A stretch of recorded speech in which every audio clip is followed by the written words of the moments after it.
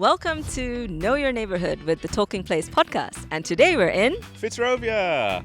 We are the home of the built environment. Every time you turn a corner, you discover something new.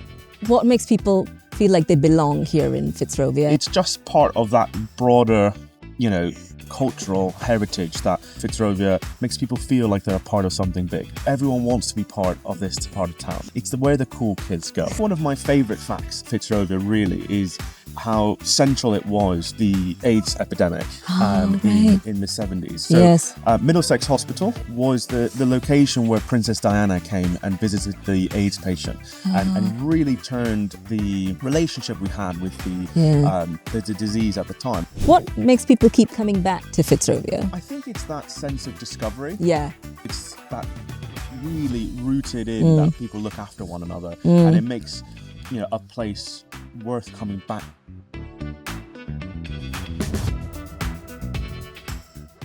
Hello.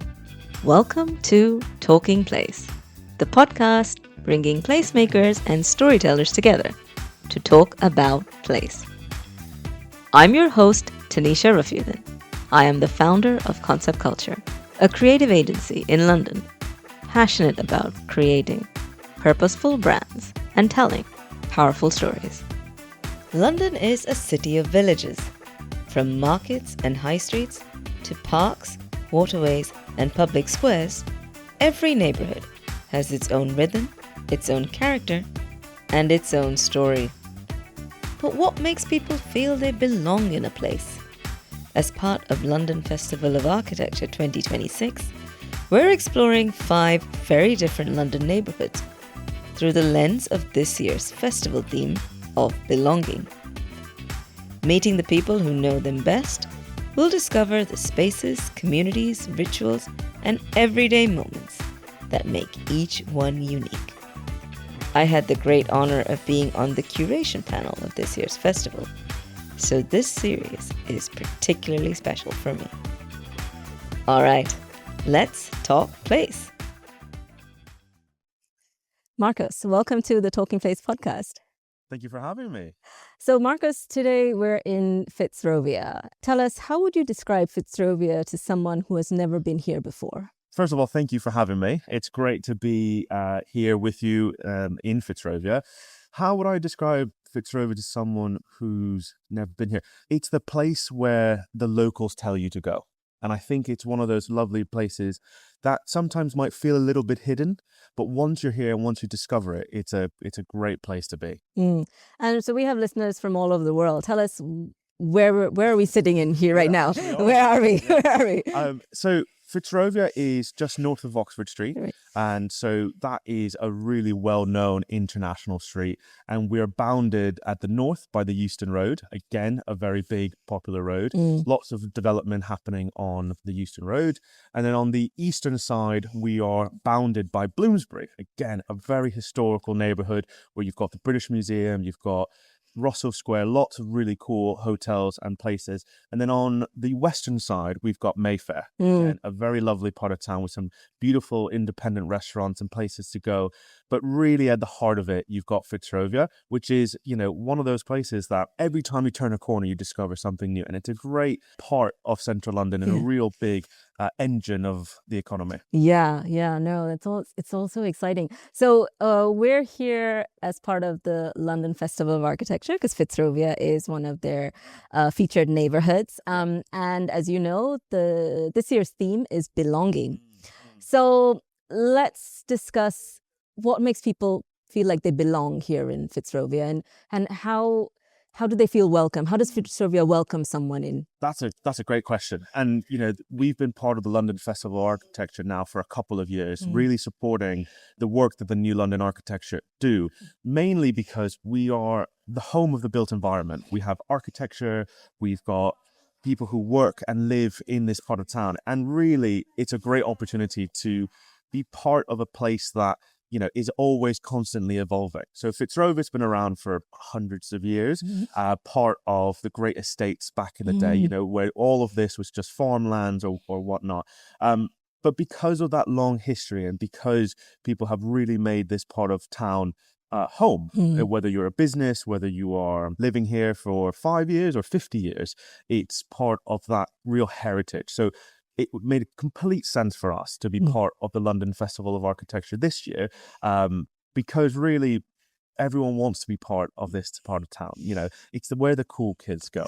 But it's just part of that broader, you know, cultural heritage that, you know, Fitzrovia makes people feel like they're a part of something big. And how do people feel when they first arrive in Fitzrovia? What's special about Fitzrovia? Well, we're sat just underneath the BT Tower, you know, one of the most iconic buildings here in our part of town, really sits in the middle of our district. And what it does is it kind of allows for that focal point. Wherever you are in Fitzrovia, you can always look up, as we are today, and can see the BT Tower. And it's one of those special places. And really, whatever station you come out of in Fitzrovia, where it's Great Portland Street, Euston Street, Warren Street, Great Good Street, Tottenham Court Road, whatever it is, you can always look up and see that iconic piece of architecture. But you know, again, it's in the small things as well. So the small mom and pop restaurants, the smaller independents, and you know, you've got some favorites here. So everyone has a favorite place to go to in Fitzrovia, and I have mine, but maybe we'll talk about that later. Yes. So tell us, you know, you're very rooted in Fitzrovia, but what would a visitor miss that maybe only a local would know?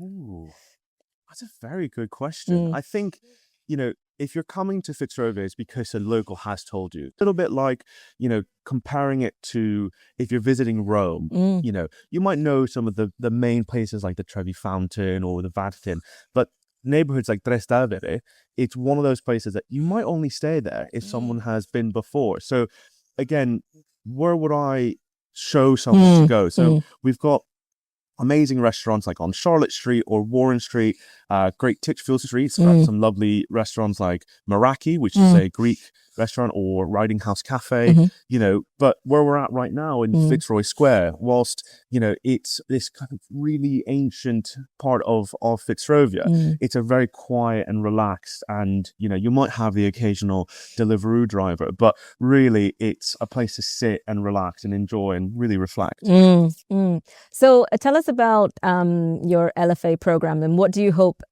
visitors to Fitzrovia will get out of the program, and what would you encourage them to seek out?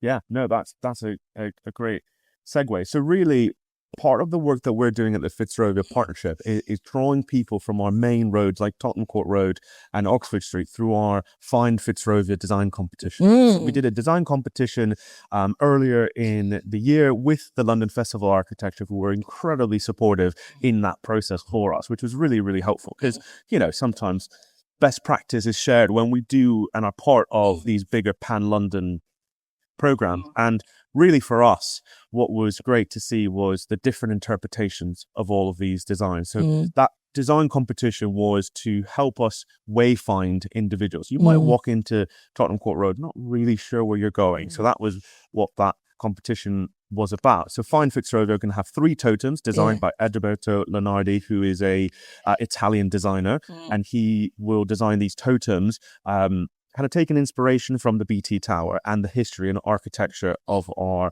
great district, and really move people into discovering the central bits and kind of, again, going back to the theme of belonging, coming together. But we have a wide program of activities through studio lates and, you know, visiting architectural firms, all the way to understanding the history. You know, LGBT history is very central to Fitzrovia. So, you know, really being part of that wider community is really, really important. So we suggest everyone to look online, check out the program. Yeah, amazing. So what do you think makes people keep coming back to Fitzrovia?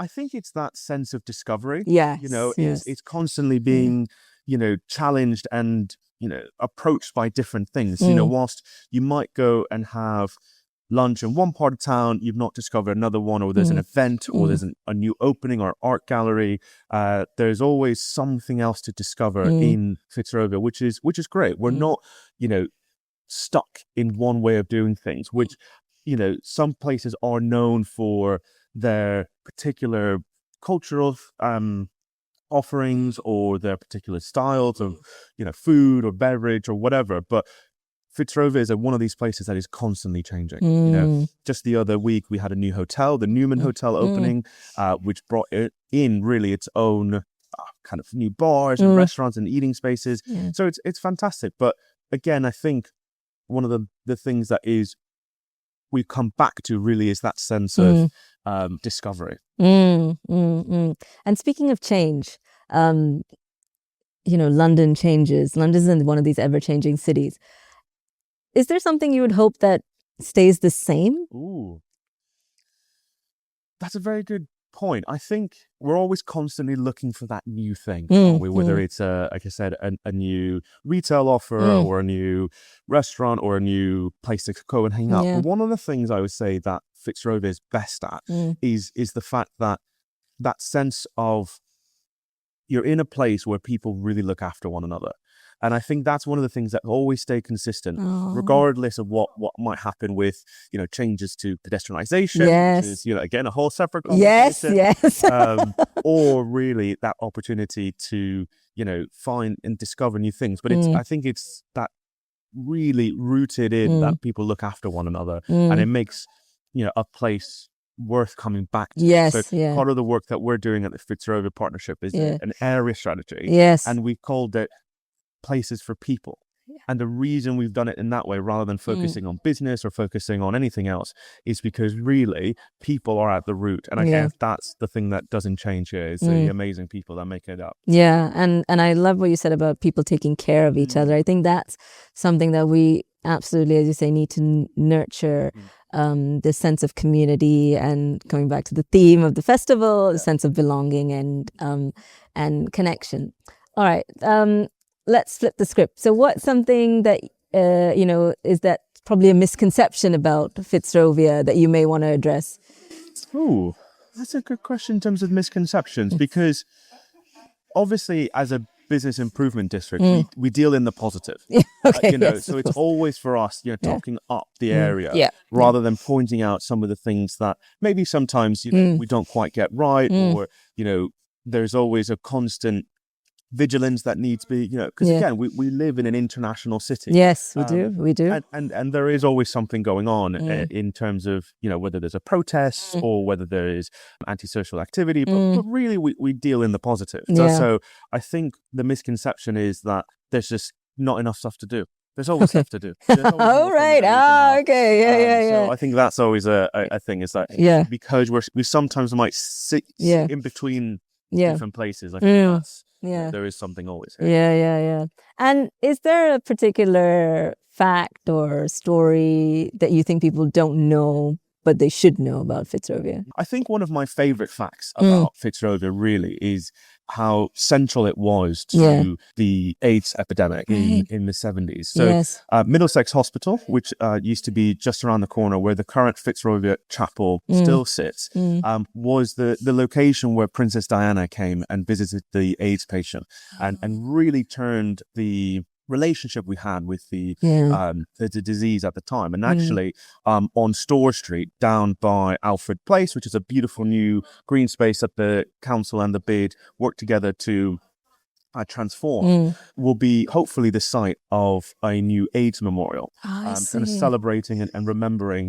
the very recent past that has that occupied in our lives. So I think that's always something that is a bit surprising to people. I think because again we think about that as being quite a distant thing. Yes, and thank you for sharing that, because that's something even I didn't know, and that's the point of sharing and learning new things about all these places that we know and love. So I mean, if you had all the power, all the authority, and all the resource to change one thing, to change one thing about Fitzrovia for the better, what would you do?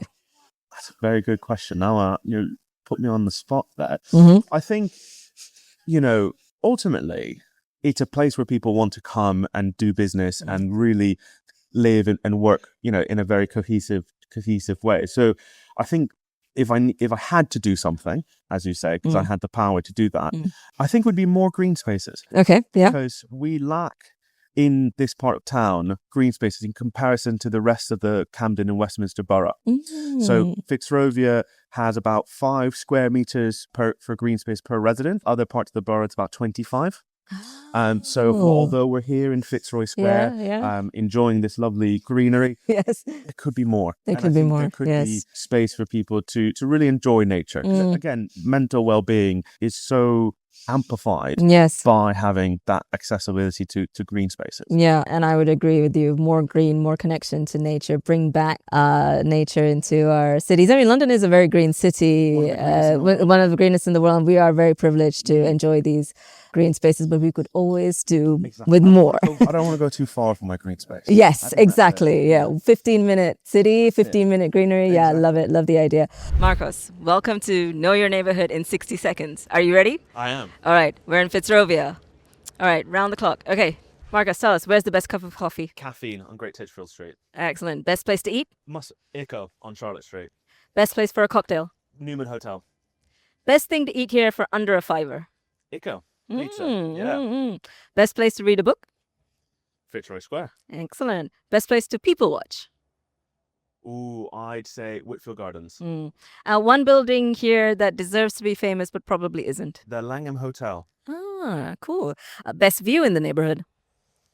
Top of the BT Tower. Of course. All right.